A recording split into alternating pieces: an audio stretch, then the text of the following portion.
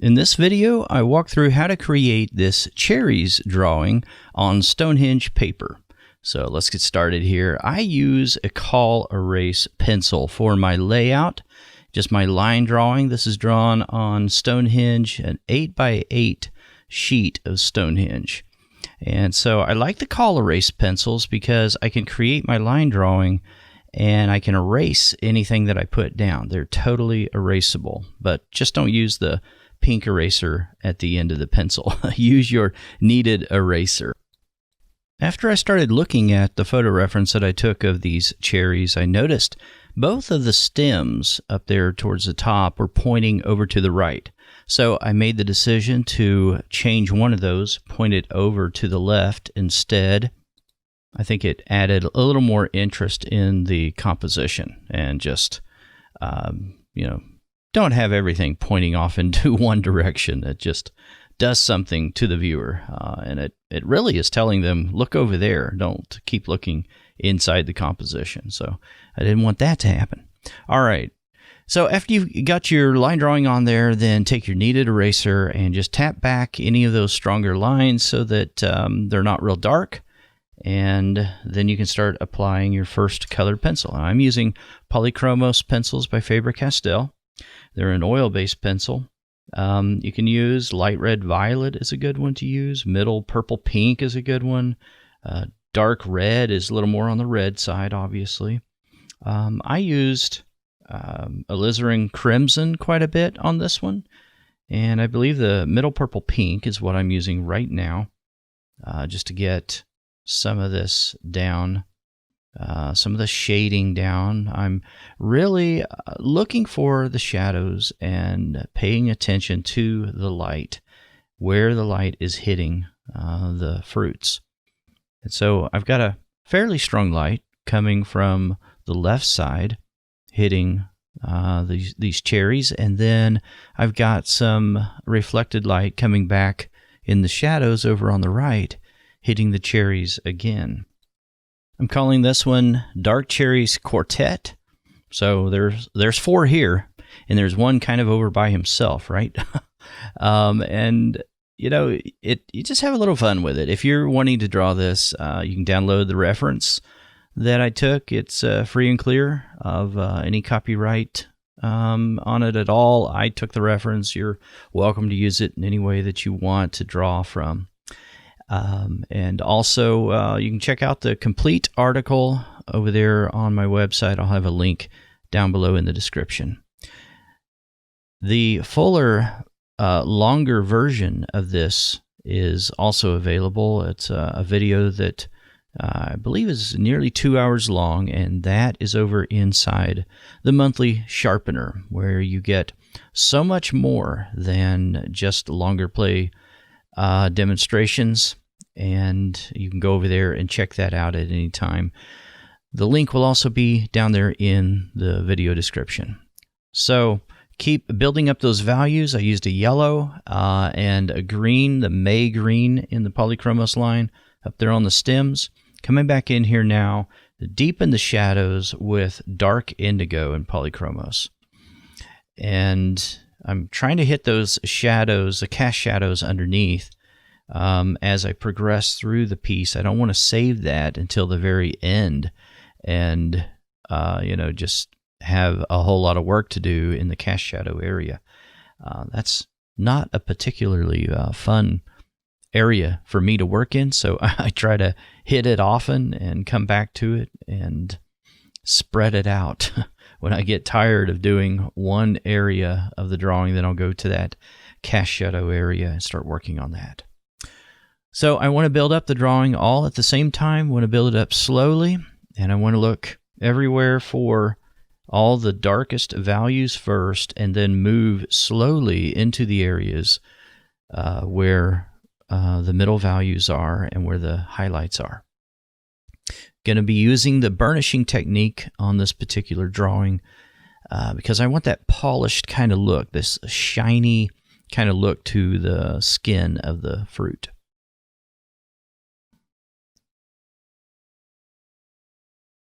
So again, you don't have to use these exact colors either. giving you some suggestions. And, it's a lot of fun to just work out your color palette at the beginning and decide on a separate sheet of paper which colors you're going to use. Now, I used a little bit of orange in the beginning as well to reserve some of the brighter areas, still within sort of the middle values.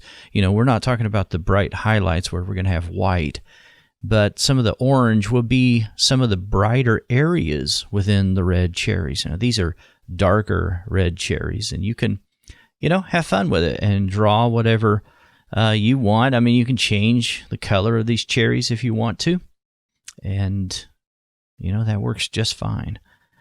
This was actually very enjoyable to draw these cherries, and I think you might have a lot of fun with it as well.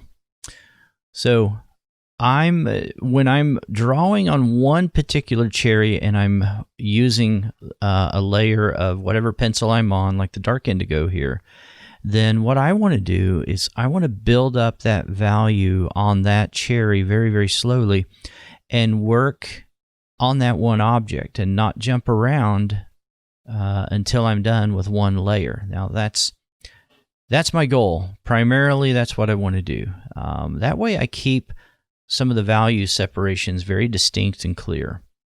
Now I can go back to some of the areas in the other objects, the other cherries that I've worked on, darken up those values as I see them when I'm working on the piece, but you can start to get lost in some of the darkest shadows right there in the background with those 3 cherries if you don't work on them sort of one at a time.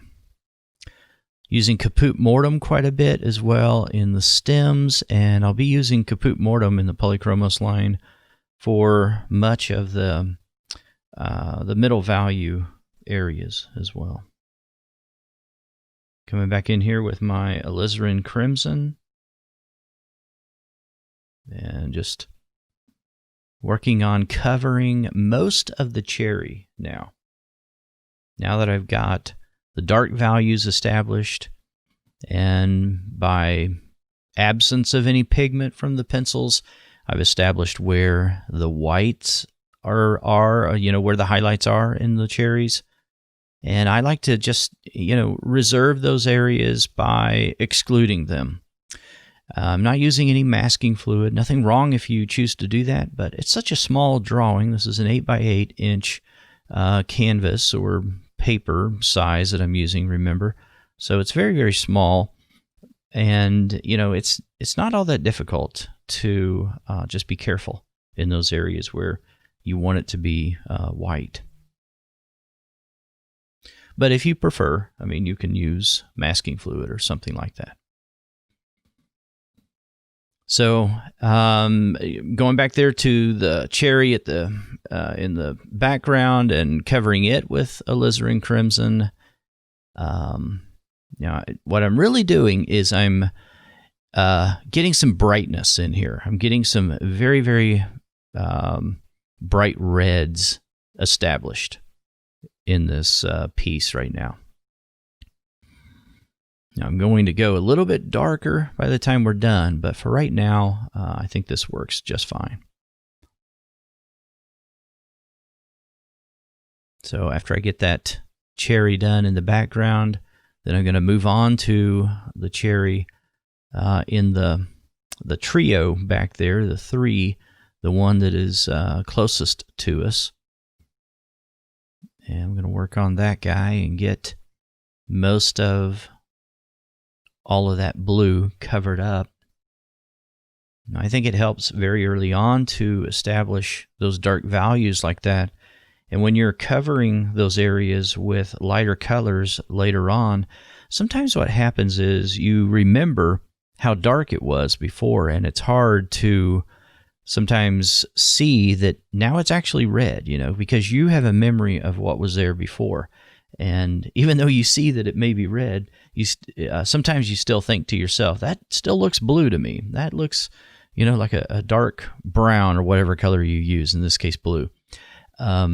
And actually, if somebody, a new viewer of the piece, if they look at it, they probably would say, no, that actually looks red. But we, as artists, when we're drawing it, sometimes we remember some of those bottom layers, the layers that we use to build up those values. So just keep that in mind. All right, just trying to cover the entire piece with this alizarin crimson, just getting all of the cherries covered with that. Now, I hope you can see as we work through this, I'm using Caput Mortem now. Hope you can see, though, how you do not need to use a whole bunch of different colors. We only used a handful of colors, and you can have a quite compelling piece when you do that. You don't need a whole lot of other tricks that need to be added to it. You don't need to use solvent. I didn't use solvent in this piece. Just use the pencils themselves and an eraser, and I burnished. Used a technique to polish the area, polish the paper. That's where that term comes from. It comes from a word that means browning.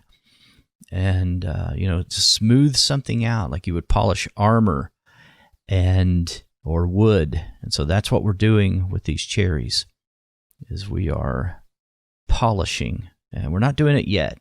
It's one of the last things you do is you burnish. So you get the composition the way that you want it, and you get all the colors in there the way that you want them.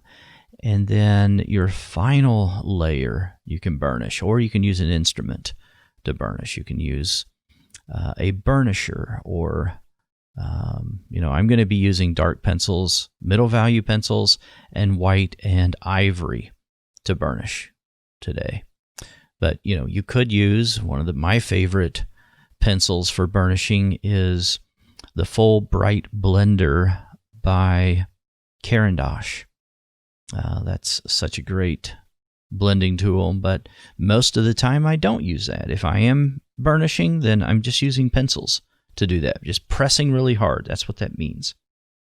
Pressing hard so as to remove most, if not all, of the white of the paper, little white speckled dots that you'll see on the paper if you don't burnish most of the time, if you're just building up a whole bunch of light layers. Stonehenge paper that we're using today is just such a good paper because it can take so many layers. It can take a lot of abuse, some people like to say. And I know what they mean by that. I mean, you can put so much down, you can scrub on the paper. And in fact, I do that. I use a sand eraser. It's got a lot of grit in it to create a new highlight in one of these cherries in just a moment. And it works out just fine. But it's an all-cotton paper, an archival paper. It's one of the best papers to use with colored pencil. So using a lot of Caput Mortem on those shadows. I mean, you could use Van Dyke Brown. There's a lot of different colors you could use. I encourage you to find something that is either blue or purple. Blue or purple works really well to have some very nice, cool tones in your shadows. It's always a great way to go. All right, we're getting close to the end of the drawing process now. And so I'm going to be using this white to burnish. Most of the time on the left side, I'm using the white, and then for any reflective light that's coming back in there in the shadows and hitting the skin of the paper, or the skin of the cherries rather, I'm going to be using ivory. And I think that works really well. Deepening those shadows a little bit, coming back in there with my dark indigo for that, and using probably every pencil that I've had that I was using so far, just bringing those back in there and polishing or burnishing the paper as our final touches here. The more I deepen those shadows, then the more that the whites and the highlights and middle values will start to pop.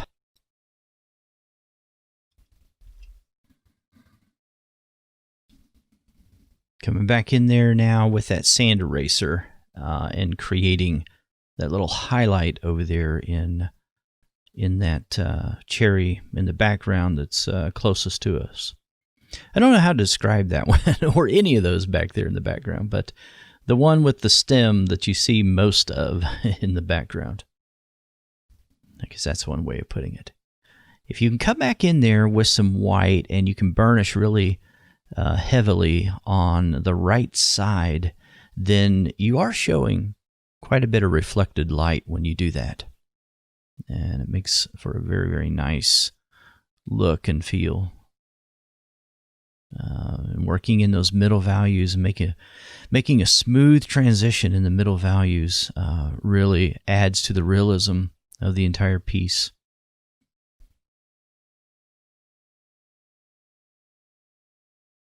So I'm using several different whites in here, and I've got the Derwent Lightfast coming out and using those. There's just so much flexibility in using Stonehenge and oil-based pencils like the Polychromos line. I mean, they're so flexible, and you can usually just keep going. Just keep adding more and more layers and modifying and correcting things. And the more you work on it, the more you add to it, the more realistic you're going to make it look. So if you keep going, you keep adding to it, you'll keep making it look better. So this is, to me, this is one of the most enjoyable parts of the drawing process, is these final touches in here where you get to just decide how much you're going to lay down, how much you're going to shift things, how many shadows you're going to put in here, and how dark you're going to go with some of the values. If you're someone who draws in little sections and you don't work up the drawing all at in slow intervals at one time, but you just work little tiny sections at a time and you bring it to completion before moving on to your next area, then your final touches, you don't have that opportunity. It's a different experience. I just don't work that way, and my brain just doesn't think like that. So I always look forward. I look forward a lot to those final touches and the things that we're able to do in the final touches, the final layers, and just putting in and shifting all of these things at the very, very end. So using white and just grabbing some very, very strong highlights here and there, just to show that reflection, just to really make that illusion of the reflections pop in these final layers. All right, guys, now I just signed it, and if you're somebody who likes to sign your work, sign it and date it if you date your work, and be done with it. So I hope you enjoyed that. And again, if you want to join us over there in Monthly Sharpener, there's no commitment at all. You can join for 1 month. You can grab all the tutorials that are in there and all the other goodies that are available to you there. And we would love to have you there. Otherwise, I'll talk to you next time, and stay sharp.